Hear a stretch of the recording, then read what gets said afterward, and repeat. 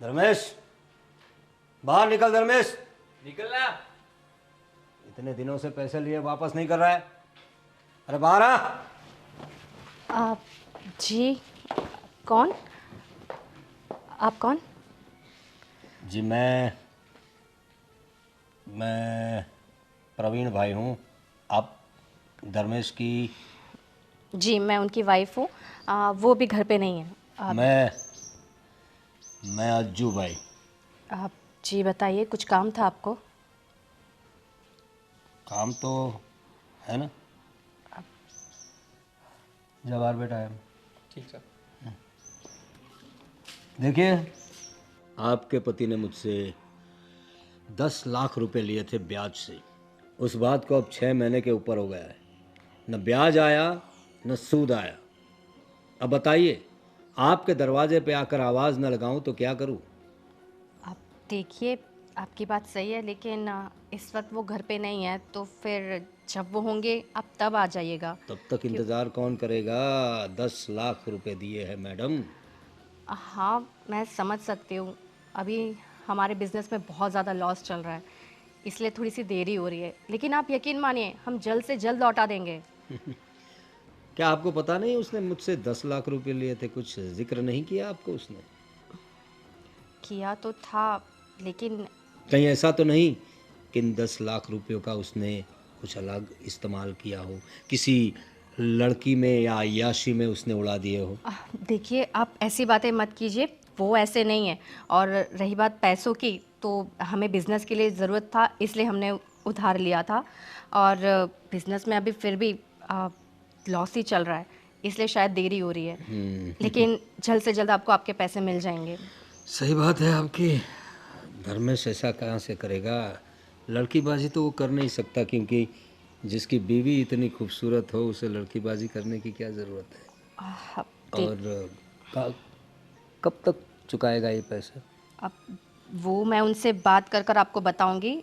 आप प्लीज़ यहाँ से जाइए। कब बताएंगे आप? कब बात करेंगी अपने पति से? वो तो अभी घर पे है नहीं। कब आएंगे? कब आप बात करेंगी?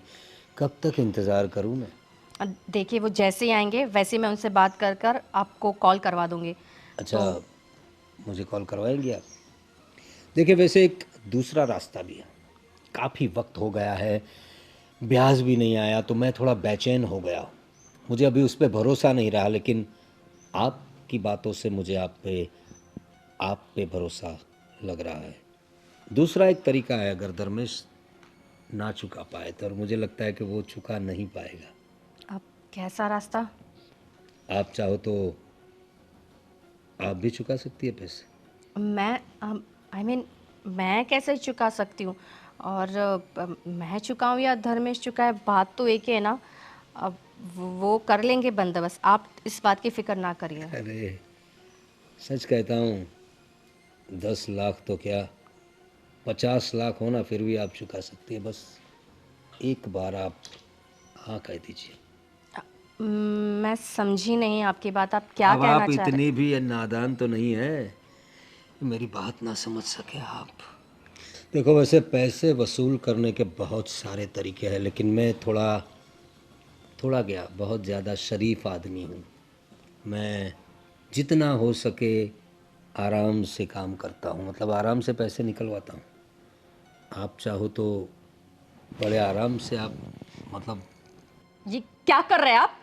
ये छूने की कोशिश कैसे की आपने मुझे? देखिए आपके पैसे उधार है हमारे पर, हम लौटा देंगे। उसके लिए ये सब हरकतें कभी मत करना, और यहाँ पर जब धर्मेश ना हो तब आने की कोशिश भी मत करना। जाइए आप यहाँ से।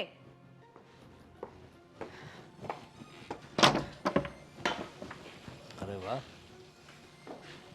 जितनी खूबसूरत दिखती है उतनी ही तेज भी है। पैसा तो मैं आपसे वसूल करके रहूंगा भाभी जी।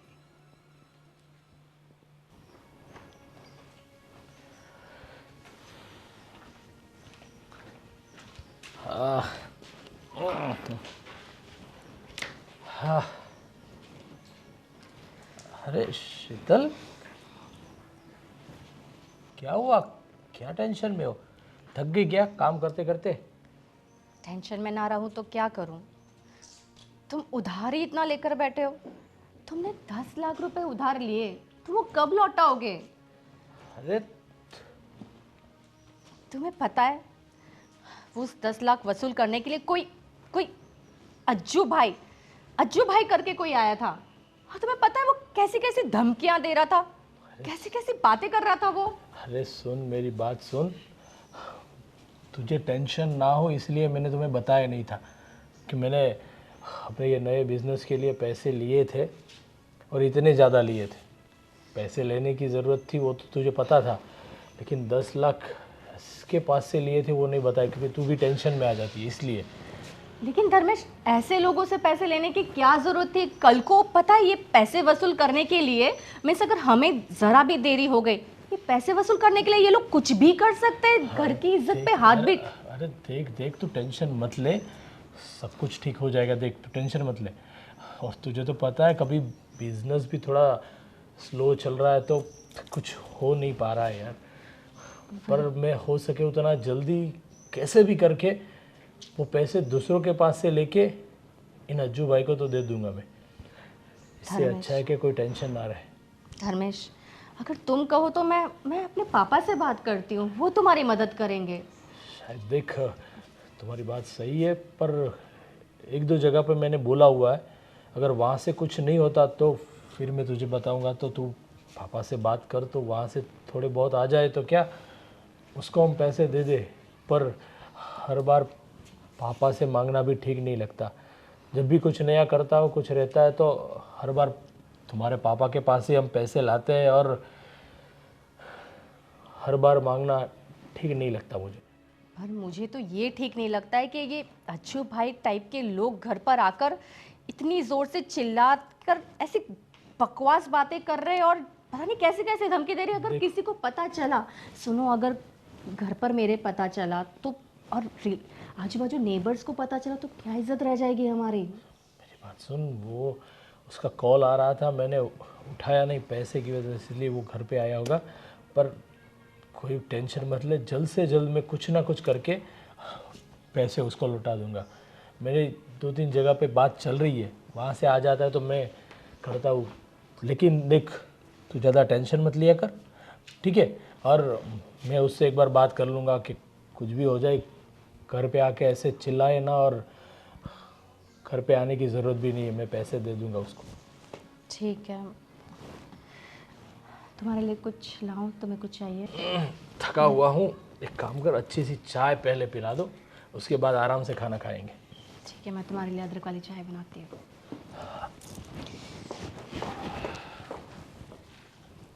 रितिका ही कुछ कर सकते हैं, मुझे पक्का भरोसा है। Ritika. Oh hi Sheetal, how are you? I am good. सुनो ना, मैं तुम्हारे पास ही आ रही थी।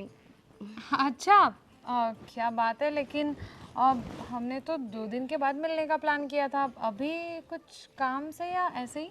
हाँ रितिका, एक्चुअली हम लोग एक बहुत बड़ी मुसीबत में फंस गए हैं।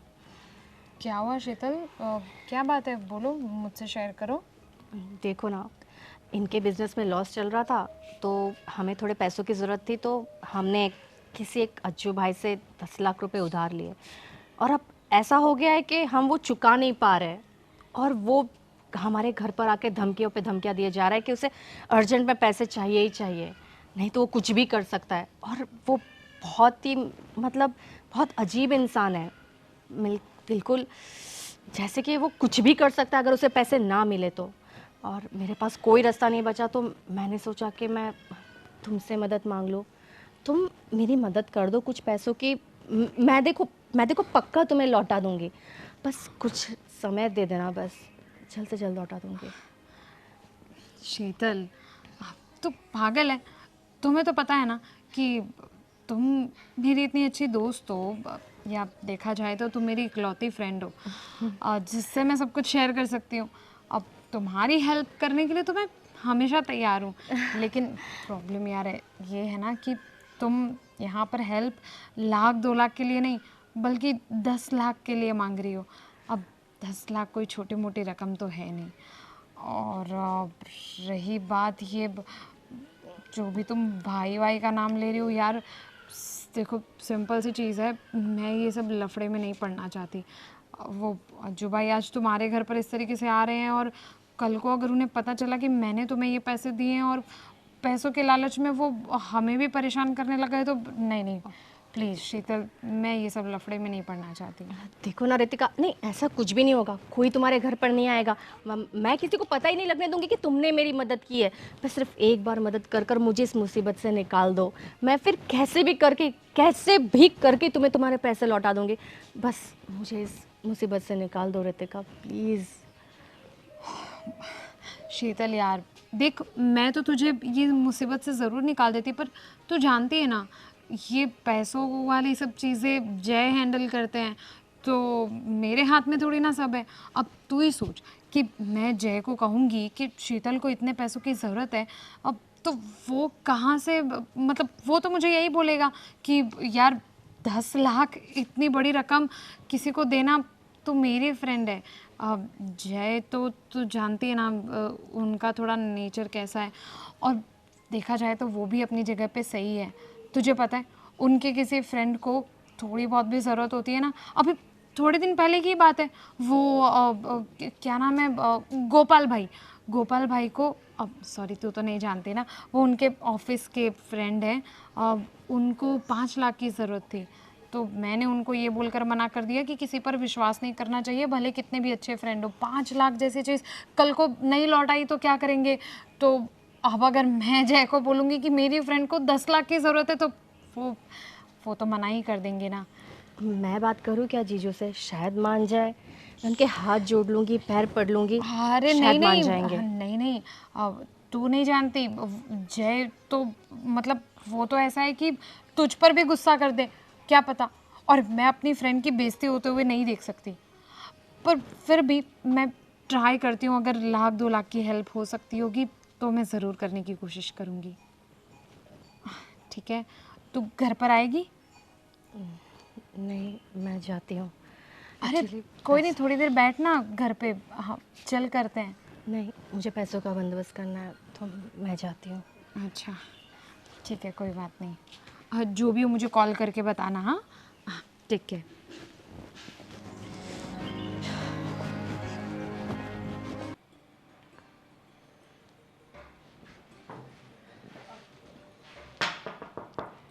अरे तुम, क्या मैं अंदर आ सकती हूँ? अरे आ सकती हूँ मतलब, अरे अपना ही घर समझो इसे। आओ, मोस्ट वेलकम, सुस्वागतम। आइए, बैठिए। बताओ कैसे आना हुआ, पैसे लेके आई हो? वही मैं आपको बताने आई थी कि देखिए पैसों की रकम बहुत ज़्यादा है, तो हम नहीं कर पा रहे ये सब।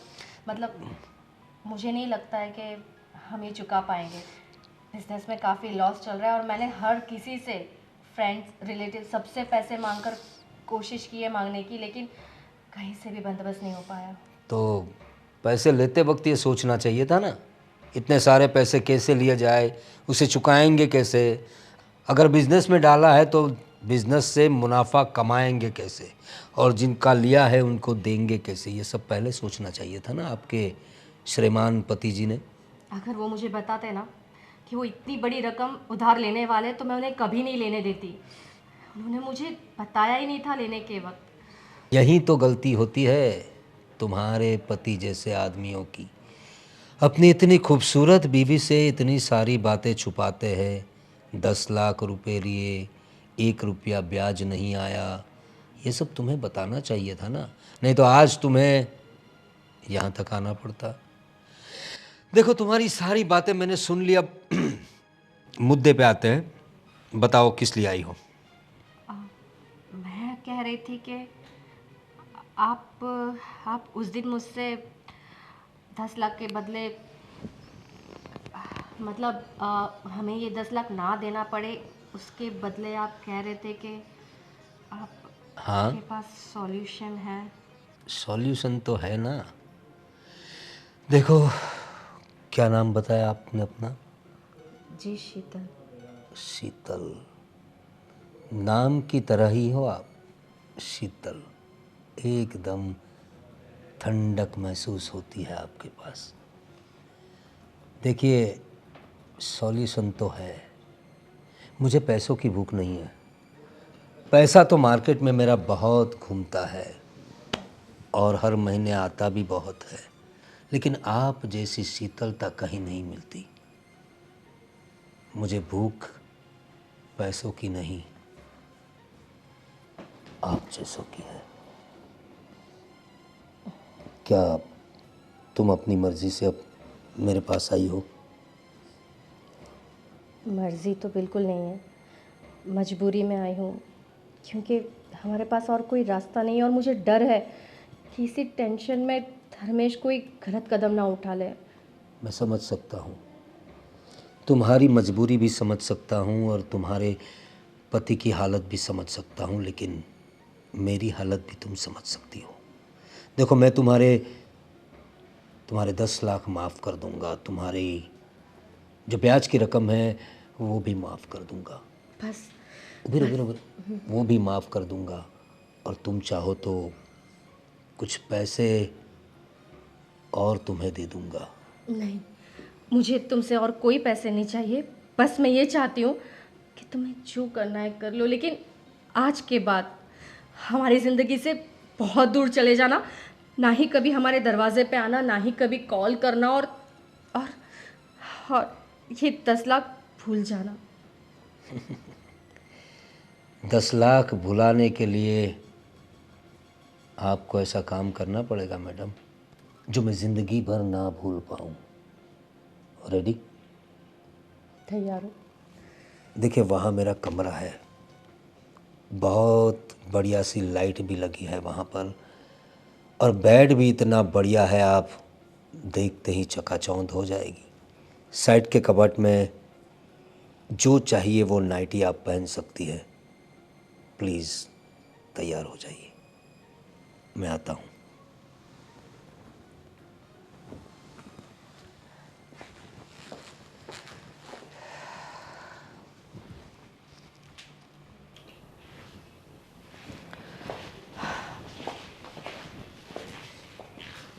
क्या सोच रहे हो धर्मेश?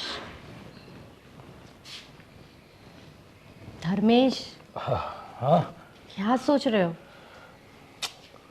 अरे कुछ नहीं, वो अज्जू भाई वाला ही टेंशन है। बहुत सारी जगह पे ट्राई किया, लेकिन कहीं से कोई पैसे का इंतज़ाम ही नहीं हो पा रहा। अब तुम्हें टेंशन लेने की कोई ज़रूरत नहीं है। टेंशन लेने की कोई ज़रूरत नहीं मतलब? हाँ। कहना चाहती हो तुम? हाँ, हमारे सर के सारे टेंशन दूर हो गए। मैंने अज्जू भाई के 10 लाख रुपए चुका दिए। 10 लाख रुपए चुका दिए मतलब? कहाँ से लाए पैसे, कैसे दिए? अरे मैं इतनी जगह पर, सब जगह पे इतना सारा सबके साथ कांटेक्ट किया, सबके पास मांगे पैसे, फिर भी नहीं चुका पाया। और तू कैसे चुकाए तूने पैसे? कहाँ से लाई तू इतना ज़्यादा पैसे? धर्मेश, ये सब मत पूछो। पैसे कहाँ से लाए, किसने दिए, कैसे चुकाए, कुछ मत पूछो मुझसे, क्योंकि मैं इन बातों का जवाब तुम्हें कभी नहीं दे पाऊंगी। अरे मतलब तो इतने सारे पैसे, अगर 5-50 हज़ार हो तो ठीक है, लेकिन 10 लाख रुपए की बात है, और 10 लाख रुपए तू कहाँ से लाई? और तू बोल रही है कि टेंशन खत्म। कहाँ से लाई वो मत पूछो, उसको पैसे दे दिए, ये सब क्या है? कुछ खुल के बोलो तो पता चले मुझे। यही कि अज्जू भाई आज के बाद हमारे दरवाजे पे कभी पैसे मांगने नहीं आएंगे और तुम्हें किसी बात की टेंशन नहीं होगी। लेकिन आज के बाद याद रखना धर्मेश, 10 लाख हो या कितने भी, पैसे मांगना बहुत आसान है, लेकिन उन पैसों को चुकाना बहुत ज़्यादा मुश्किल होता है धर्मेश। अरे हाँ, मुझे पता है। मैंने बिजनेस को ग्रो करने के लिए लिए थे, और मुझे पक्का पता था कि अ, हो जाएगा अपना बिजनेस स्टार्ट, तो ये 10 लाख रुपए तो मैं ऐसे चुटकी में दे दूंगा। लेकिन उसी टाइम पे मंदी की मार ऐसी आई कि बिजनेस चलना तो दूर, पूरा ठप हो गया। इसकी वजह से नहीं चुका पाया, वरना तो कोई दिक्कत थी नहीं। लेकिन अब चुक गए पैसे, अब तुम्हें किसी बात की टेंशन नहीं। लेकिन याद रखना, आइंदा ऐसा कुछ भी मत करना, और अगर करो तो कम से कम मेरी सलाह ले लेना, मुझसे ज़रूर बात कर लेना, मेरे बिना बताए ये सब मत करना। कर तुम लेते मेरी बात सुनो, तुम कहाँ से लाई इतना पैसा, वो तो मुझे बता दो प्लीज़। धर्मेश, शायद मैं ये बात तुम्हें कभी नहीं बता पाऊंगी, इसी में हमारी भलाई है। अरे पर शीतल, शीतल,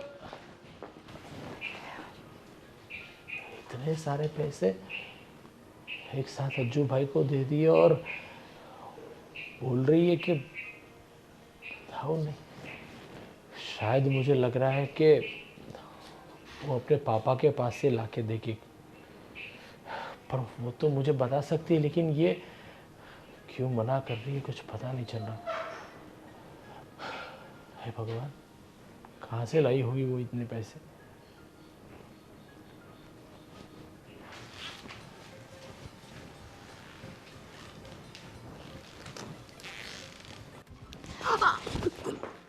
ये हटो यहाँ से, क्या कर रहे हो ये? अरे ये कुछ नया है क्या हमारे लिए? तुमने जो नशा करवा दिया है ना मुझे एक रात में, कसम से तुम्हारी खुशबू मेरी सांसों में बस गई है शीतल।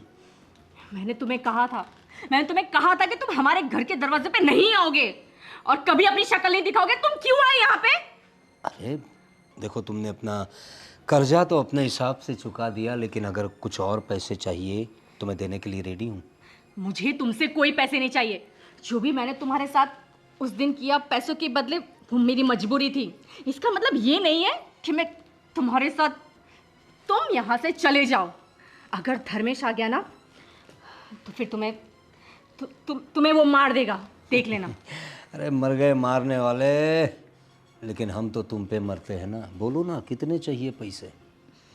देखो, ये जो एक रात का खेल हुआ है ना हमारे बीच में, मैं चाहता हूँ कि हमेशा के लिए हो जाए। छोड़ दो ना धर्मेश को, क्या रखा है उसमें? न पैसा है न काम काज है अच्छी तरह का। हमसे टाका भिड़ा लो, ज़िंदगी भर खुश रहोगी। अपनी शक्ल मुझे कभी मत दिखाना, समझे? और ये बकवास छोड़ दो। तुम्हें क्या लगता है कि मैं इस टाइप की हूँ? याद रखना, जो तुम बोल रहे हो ये कभी नहीं होगा। चले जाओ यहाँ से, वरना मैं तुम्हारा सिर फोड़ दूंगी, समझे? जाओ यहाँ से। धर्मेश, तुम क्या कर रहे हो यहाँ पर? मेरे घर में आके मुझे पूछ रहे हो कि मैं यहाँ क्या कर रहा हूँ? ये तूने बहुत गलत किया है।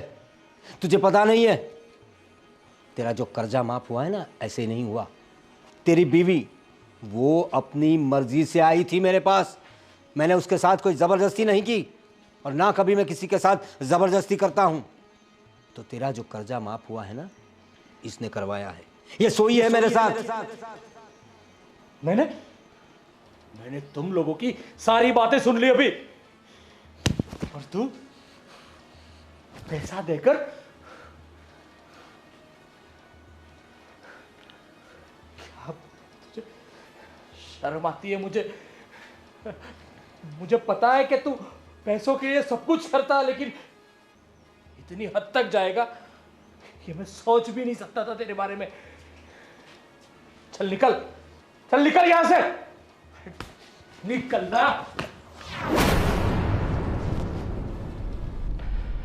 और शीतल, ये तूने क्या किया? हाँ, किया मैंने। और क्या करती धर्मेश में, और क्या करती? कैसे देख पाती मैं तुमको? तुम ना खा पाते थे, ना चैन से सो पाते थे धर्मेश। कैसे तुमको ये हाल में देख सकते थे? जब से ये 10 लाख रुपए हम पर कर्जा हुआ है, तब से एक रात भी तुम चैन से नहीं सोए हो धर्मेश। मैं क्या करती? मेरे पास और कोई रास्ता नहीं था। अरे शीतल, इसके लिए तूने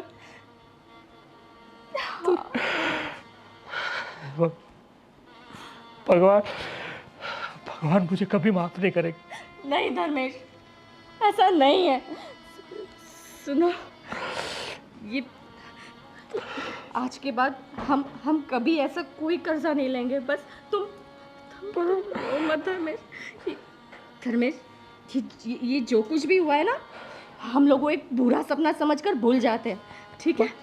और एक नई शुरुआत करते हैं हम। हाँ हाँ धर्मेश। नहीं धर्मेश, बस सब ठीक हो जाएगा, सब ठीक हो जाएगा।